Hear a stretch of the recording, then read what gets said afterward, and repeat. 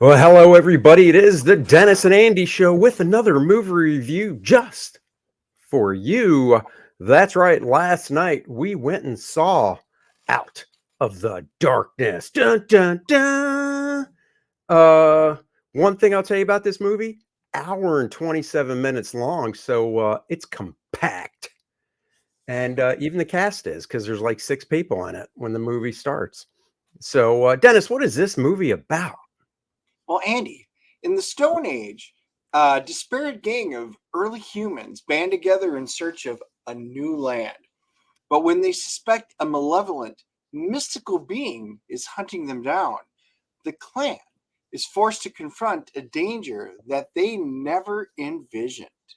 Oh, so you've got these six people.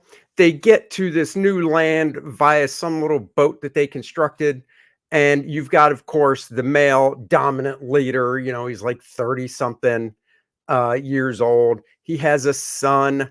He has I don't know, I guess you could say a mate.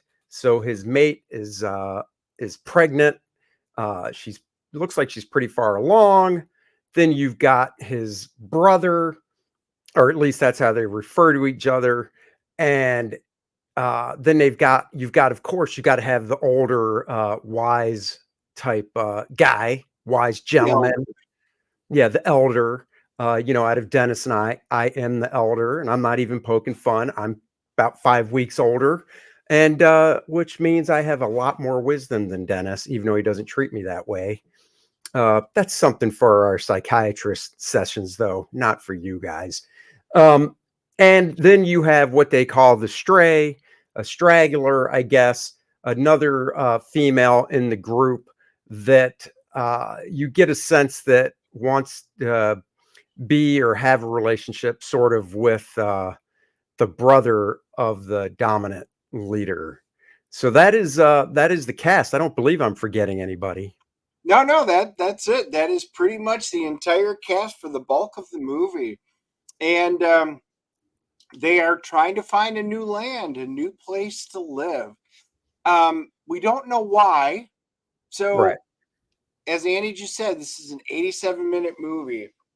Add about another 10, 15 minutes for character development. I think it would have been beneficial because you really don't understand a lot of their motivation other than we're looking for new land. Why? Were you Right. chased out? Was there something bad? Could you not grow crops? What was the reason why you were leaving? Give us some motivation, some Just a connection with just a these reason, characters. a Right. reason why. And like I said, they show these six people traveling by boat, and it's not a big boat. In fact, it's pretty much a long shot when they show it. So you know you don't know where they're coming from. It's not like they're traveling from across a lake or a river. They're in this boat that, I mean, how long were they on the water for God's sakes? I mean, they allude to obviously being hungry and needing to eat and stuff like that. Um, Right. they've never Go If ahead. if they would have just showed, like, even if they were in the boat before or even on the walk, oh boy, it will be nice if we could find fertile land, or oh, I'm tired of being chased by XYZ, or we just need to find somewhere where we aren't drowned and flooded out of our house. Give us a reason to care for why you're making this trek across the land. Something. But they gave us very little. So the characters up front are two-dimensional, and they're really not. There's nothing to bring us together to give a crap about them, and that's too bad because they start moving in, and as the actual exploration goes on, this is where the film gets, to me, it's the best part of the film. You know, they're having to do night. They've learned the mastery of fire at this point. They make the fire, and there's always a fire glow, and you can see everybody beautifully within the flame, and they tell a story, or they're at night, but you cannot see anything beyond there, and they're always looking out. And then when things start chasing them or coming out, that's when the movie to me was at its best. Jump scares, what's out there, you can hear these great noises. That was some really good stuff. Those Yeah, really hit home for me. it was nice filmmaking. They're sitting around the fire, like Dennis said, pitch black, can't see anything, and they start hearing noises. So the two main guys get up, the leader and his brother, and they've got their spears, because I mean that's pretty much what they have for weapons, and they're kind of circling the place. And it is so black out and dark out that the leader's son, who, he's young teenager, 15, something, 14, 15, he gets snatched away into the darkness. And I mean, honestly, at that, now they're scared because they don't know what did it, what it is, a monster creature, you have no idea. And, the leader, the father, wants to go out right after him. And then his brother's like, no, it's not safe. We'll do it in the morning. Now, I can see both sides to that, but at the same time, you're giving up a lot of ground if you wait till morning to do this. And yeah, they didn't know what took it. So, And we will get into that in the spoiler section. yeah, But we just need to kind of highlight some of the important stuff here, like some of the other really things. The filmmaking was fantastic. There were yeah, some great scenes where they're coming down. One scene reminded very much of The Witch, Anna Taylor-Joy. I mean, I love that movie. And some of that, it was there. They had coming down, and then it spins on its top, and you're looking at them running upside down. And then they also had some, this was a low budget. I did look, I could not find the budget production cost. It's not been announced for this movie at all. It was low budget. There's a really cool scene of the Aurora Borealis. You see it from the trailer. And it reminds me of the animation from special effects of like Forbidden Planet, how it was drawn in. It didn't take me out, kind of expected. You knew this was going to be a low budget movie. But the filming was fantastic. I really enjoyed it. They knew how to capture that scary, that suspense, the thriller part of it.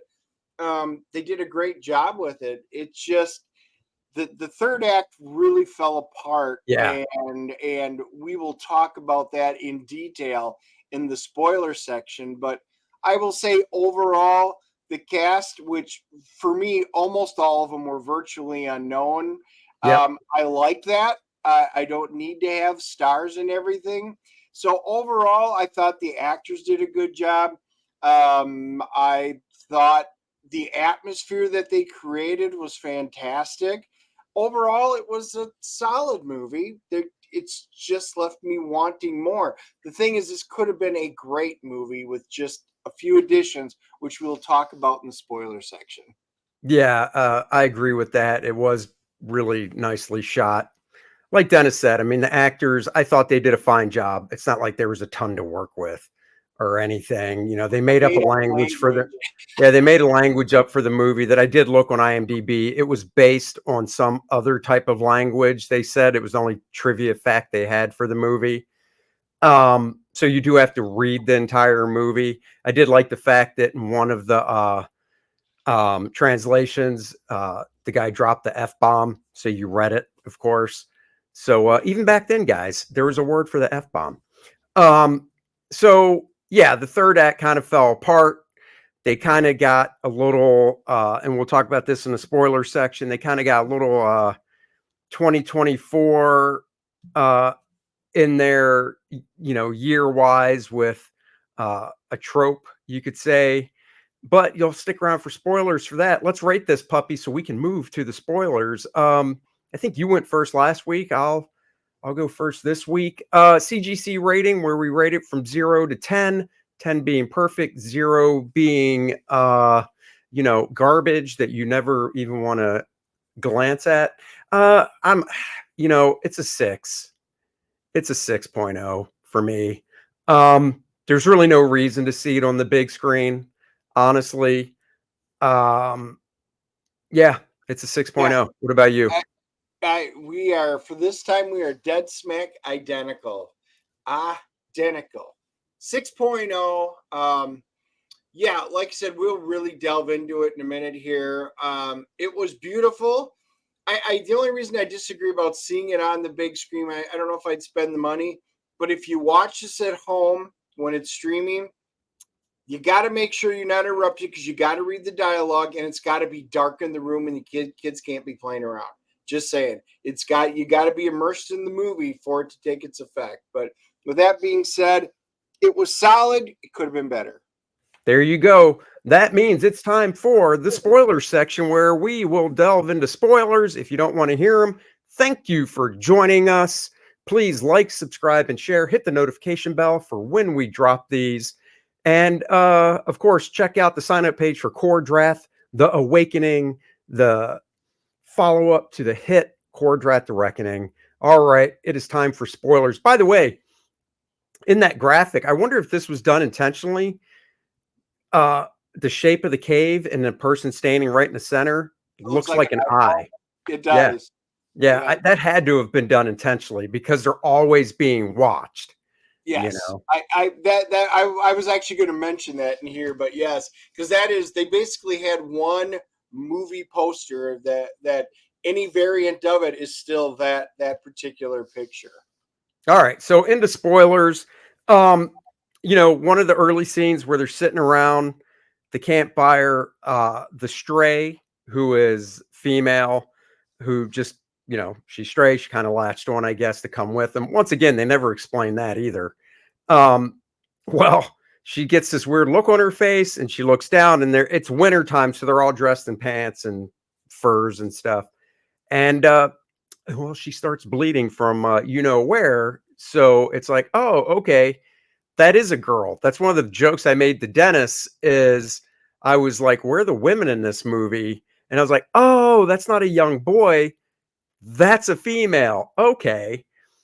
So she goes wandering off just, because it's an uncomfortable thing. And, the dominant male hero of the movie follows her and basically has an intense scene with her where he basically says, if my baby doesn't survive from, his lady back at camp, you're up next. So even back then, guys, get it together. There were a couple of things about it. As soon as the movie started and you got introduced to the characters, I looked at them like, Bea, and they hadn't even give her the name yet. I'm like, there's going to be your powerhouse in the movie. There's going to be your strength. She's going to become the savior of the movie. And yeah, lo and behold, it was exactly that.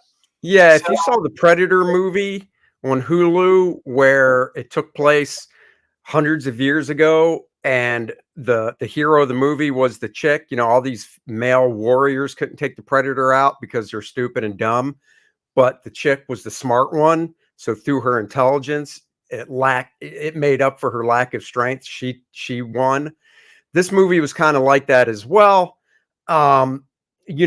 The next day we alluded to, or we said how the leader's son gets basically taken.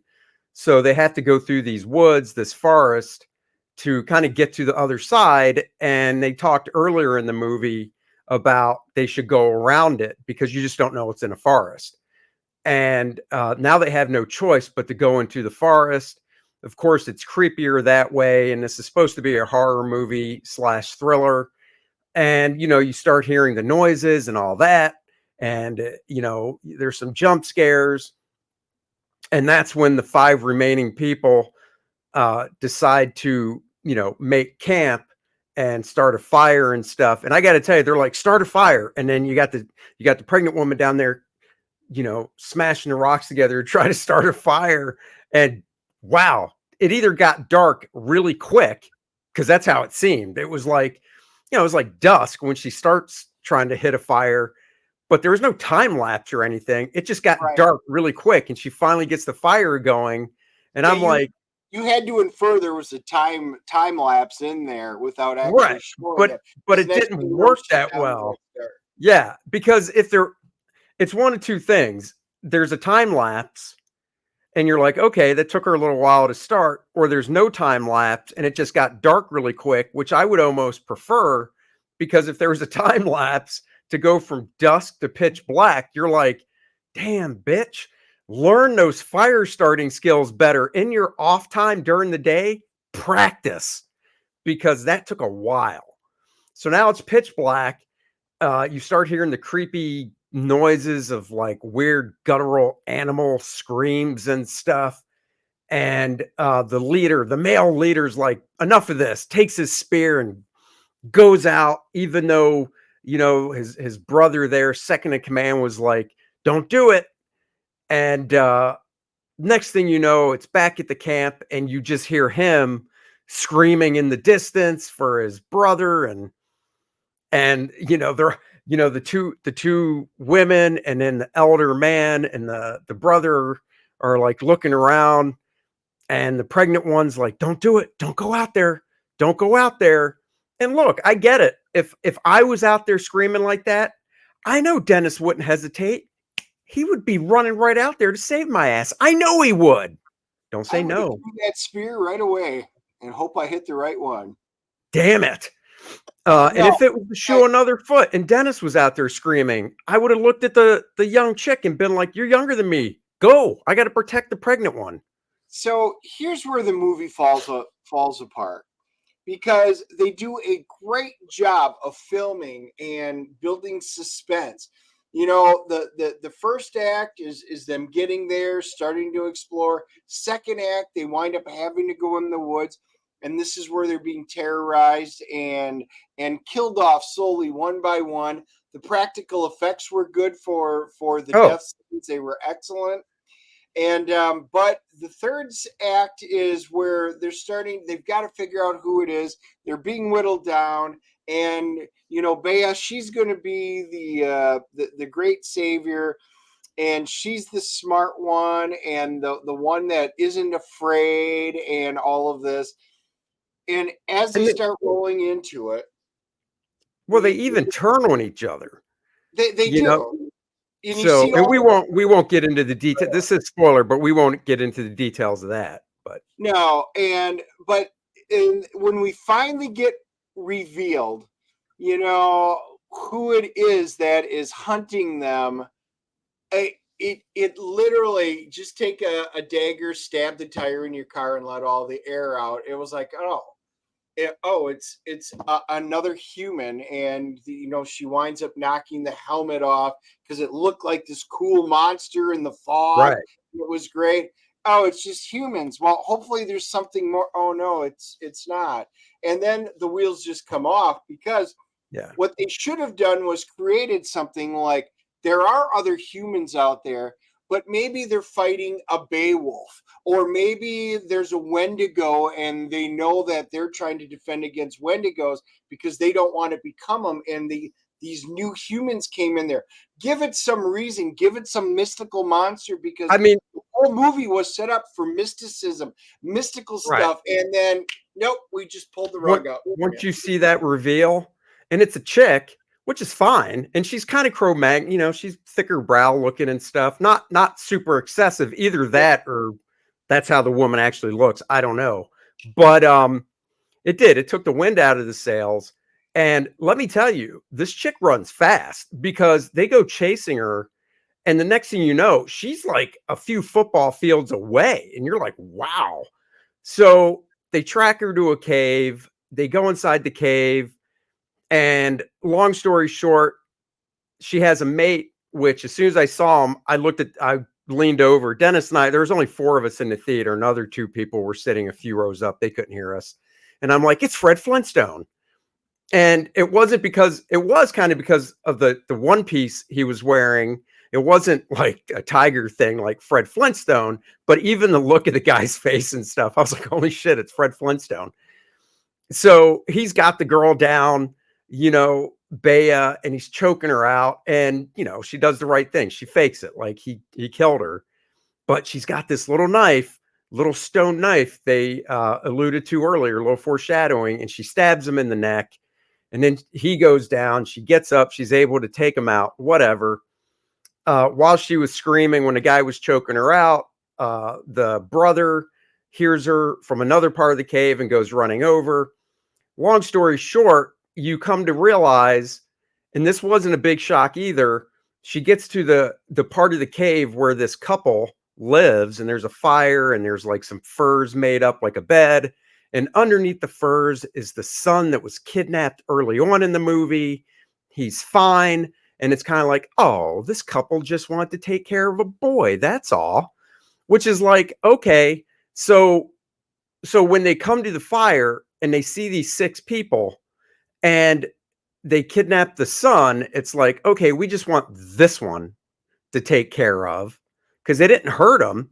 And you know that because when the 3 escape the cave, which is the boy that was kidnapped, the female lead hero now, and the mom, you could say, that kidnapped the boy, he's like, the son's like, don't hurt her, don't hurt her. They just want to save me and feed me and blah, blah, blah. And then, of course, the strong female lead kills her anyhow because it's kill or be killed. And then they go through the routine of showing, various shots of burying the friends and stuff under rocks and digging holes. And you're just like, okay, that's it. That's how the movie ends. Yeah, and that's it's just the 3rd act. Really very unsatisfying. Yes, it really took away all of the great tension and stuff that they had built up. And it really was like 2 completely different movies, and the 2nd act was hands down the best. I almost wish they would have just left it there, but gee, it was already only 87 minutes long. Like I said, we don't need to belittle it anymore. It is what it is, guys. It was fine, but it could have been great. They had something really great there, and they just kind of failed on it. They did. So there is that. But I tell you what, you won't fail on. You will not fail. Go. The link is in the description below. Sign up for Kor-Drath the Awakening. By signing up and backing the campaign when it launches in a couple months, you will get a free Adriana trading card that will complement the Lilith one from the previous campaign, and front of the line shipping. Oh, look at that card. I drew it. Kelsey Shannon colored it. It is gorgeous. Sign up for it. Here is the main cover, drawn by me, colored by Dan Lawless, just like the first book. The main cover was me and Dan. Of course, there's a homage cover again. We love doing those. Nice little throwback for the guys like us that love collecting comics of our past. This one is featuring Conan #2 homage. The first book was Conan #1. And like I said, you can get the beautiful Lilith trading card by signing up, backing the campaign, front of the line shipping, which is very important. And also as important, nice and tight, the comic book pencil art of Andy Smith. That's me, 64 pages, oversized book, featuring some of my favorite fully penciled pages. This campaign will be coming down soon because we'll be focusing all our efforts on Kor-Drath the Awakening. At $9,000, I will be stretching the goal and adding a wonderful, nice wire spiral binding to the book so you can really open it up and lay it flat for great viewing and scanning if you'd like to practice your inking. You can get the digital bundle, which is a digital copy, the hard copy, and the Art of Andy Smith 80-page sketchbook of mine, square bound. You can get the limited edition trading card by itself. Of course, the book by itself, digital by itself, nice and tight book and Art of Andy Smith bundle. The digital and physical book. Get yourself a head sketch, one-on-one video portfolio review. There's 5 of those. 1 of them has been claimed, and a book and figure commission. Still a few of those left too. So guys, go check that stuff out. Thank you for always joining us and liking, subscribing, and sharing. If it wasn't for you guys, we wouldn't be able to put out this content for you. We'll be back next Wednesday, 1 p.m. earlier time, with Peter Samedi as our guest. Have a great weekend. If you see any movies or want us to review any, let us know. We're always looking for stuff to watch, streaming or in theaters. And that's about it. Isn't that right, Dennis? That's right. So peace and have a good one. Bye.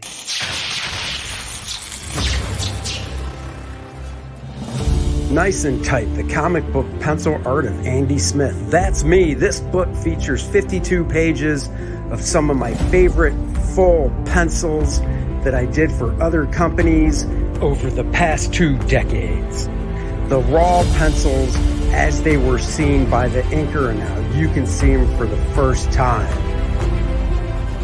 This book also comes in a digital format so you can practice your inking in your favorite program. Back at